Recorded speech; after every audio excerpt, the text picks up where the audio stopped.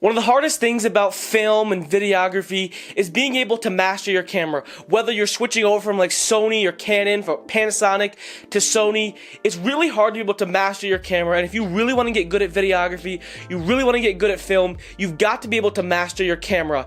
Now in this video, I'm going to go down and show you guys the best settings for the Panasonic G7. Now the other kind of Panasonic cameras, maybe the GH5, these settings may also work for you too. You can follow along as best as you possibly can.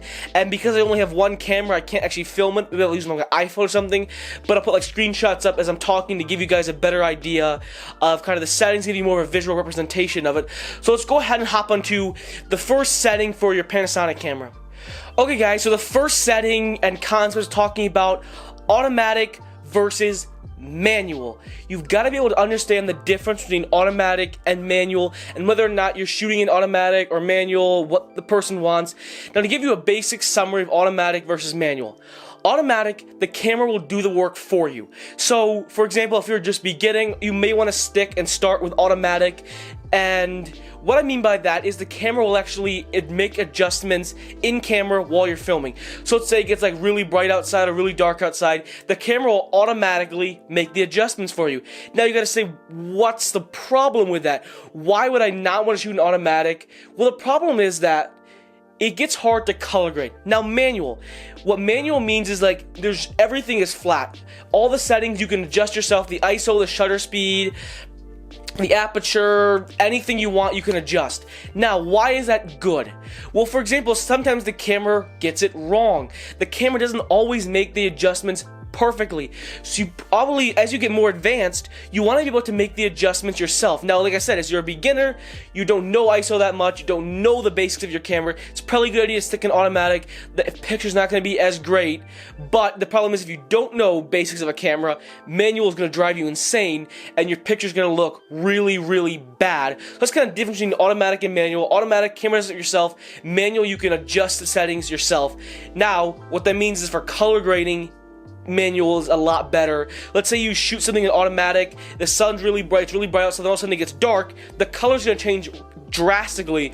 So if you color grade it, your first 2 minutes of the video looks really cool, the colors are really cool, then you realize the last 1 minute of it, the colors, the outside colors have changed, and you realize, oh my goodness, the image looks completely different, and the colors of the first clip versus the second clip are gonna look very different, and it just looks really bad when the colors are completely off. So if you're a Panasonic user and you're just beginning, I would say get your video to manual. Now I use movie manual, I'm not exactly sure what the setting is called, but it just means everything is in manual. You can't take a picture with this setting, it's only for video. Now I also use a flat profile picture, I believe it's called cinema standard, I believe that's a setting. It's called, I have something like my saturation, my sharpness turned all the way down. That just gives me a flat picture profile. I'm going to go ahead and show you up on screen what it looks like, what I'm actually doing without all the fancy color grading. So this is what the image actually looks like. So I'm going to show you guys how to get this image versus the color grade image.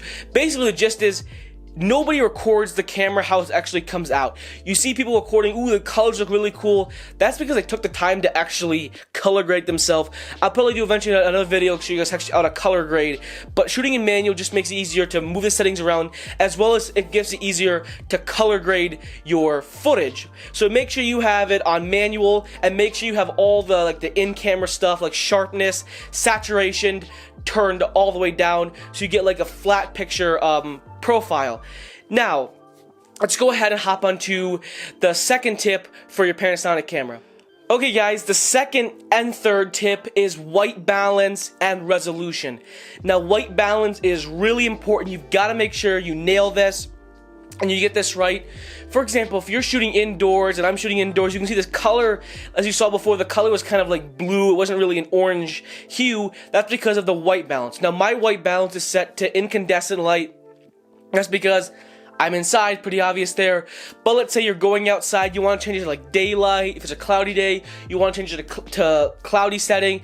I personally am not going to expand much more on white balance. I don't understand quite how it works, but I believe it just makes your image a lot better and it makes it look a lot more natural. So you've got to understand where you're shooting and you've got to make sure your white balance is wrong. If I shot it in the sunny white balance, my whole image would look really orange, with a really orange hue, and it just wouldn't look really cool. So the first tip is you got to be able to get your white balance right. So go ahead and make sure your white balance is incandescent, sunny, daylight, whatever area you're shooting, make sure you get that right. The third one is resolution. You got to make sure you know which resolution you want to shoot in. Now I shoot at 4K. I got that wrong like 1,000 times, but I shoot in 4K, 24 frames per second. Now, what does that mean? But you see some of my videos you can actually go to 4K. That's because I actually record it in 4K and then down res it to 1080. So people say that's what you should do. But if you disagree, go ahead and comment down below. I'd love to hear people's opinion on this. But with the Panasonic camera, the highest resolution you can go is 4K and 30 frames per second. Now, if you want to get like nice vlog material, you want to shoot in 24 frames per second, it just looks a lot more natural, and you want to shoot in 4K, it just gets a higher resolution. But let's say you want to shoot in slow motion, 1080p can go to 60 frames per second, but just don't shoot in 720. Don't ever shoot 720 is really bad. Don't ever shoot in 720. But it just depends on what you want to do. You want to shoot in 1080? Do you want to shoot in 4K? It just depends on where you want to do. It also depends on, do you want slow motion? If you want your video to look really cool slow motion, you want to shoot in 1080, 60 frames per second. Now let's go on and head over to the fourth and last setting for your Panasonic camera. Okay guys, so the fourth and last setting for your Panasonic camera is autofocus versus manual focus. Being able to figure out which one you actually need. Now, what you need to do before you mess with the setting is you need to understand what lens you have. I have the 25mm Panasonic lens. As far as I know, as much as I've heard, it's an amazing autofocus lens, so I'm never going to set it to manual focus. This lens right here is the kit lens. That's more known for its manual focus, so I'm not going to put it on autofocus. So you've got to understand what your lens is capable of. You've got, and anything, especially with stabilization, you've got to understand what your lens is good at. Is it a stabilized lens? Is it autofocus lens? Manual lens? Wide angle lens? You've got to be able to understand your lens. Now, let's say your lens is good at manual focus. I'm going to go ahead and put the picture up on screen, but you want to turn the knob to manual focus, and then you can go ahead and obviously manual focus it.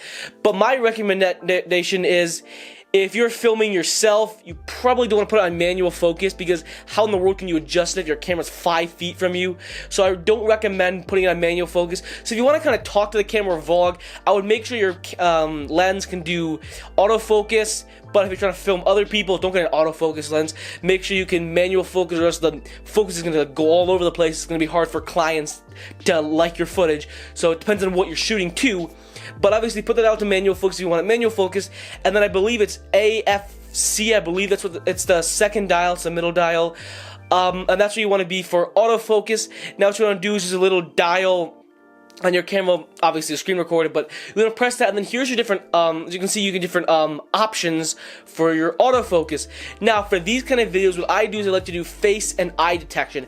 That just does a really good job of keeping your shot in focus. Now, disclaimer, let me tell you right now, Panasonic does not have good autofocus. So if you're thinking about buying a Panasonic camera and you're watching this, number one problem with Panasonic cameras, horrible autofocus. So if you're looking for good autofocus, you probably want to buy a Panasonic camera. But if you do, here's the way you want to fix it. You probably want to get eye and face detection. If you're doing these kind of videos, it's a really good job of catching you. Now let's say you're vlogging. I believe, I can't remember what they said, it's like single or 1 point, I can't remember the name of it, but you want to have that, and you want to just press on your face when you're vlogging. You want to set it, and then you want to make sure a little square, you want to make sure your face is constantly in that square. It's a decently good job of keeping yourself in focus. But in general, you don't ever want to vlog on a Panasonic camera, but definitely want to do these kind of things. Make sure it's on face and eye detection. It just makes your shot look a lot better. Now let's go ahead and hop on to the outro of this video. Now, a little bit of a disclaimer, these are not all the settings for your Panasonic camera, but these, I believe, are the 4 most important settings on your Panasonic G7 camera. If you want to learn more about the Panasonic G7 camera, I highly recommend you go down below in the comment section below, and I can try to answer some of your questions. Anyways, guys, hope you guys enjoyed the video. If you did, go ahead and leave a like on this video, as well as go ahead and subscribe to the channel and turn on the bell to be notified when I upload new videos. It just helps the channel out a lot. And as always, guys, I upload new videos every Sunday and Thursday at 6 p.m. I'll see you guys in the next video. Peace!